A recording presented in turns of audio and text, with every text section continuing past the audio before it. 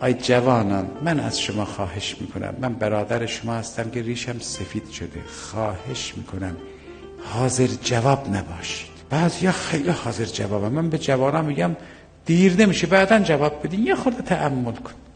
توجه کردید؟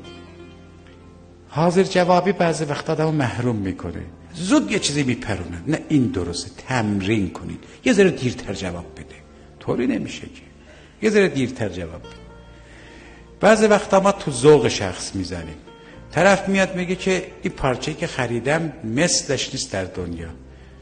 خب یه ذره امان بده حرفشو بزنی. یکی میبینه نه بابا از من ریختن همه جا هست، دیگه این حرف جایی دیگه نزنی ها، این حرف فلانه. این تو ذوق شخص زدن، تو دهنش زدن، اینا خلاف محاوره تشیع است.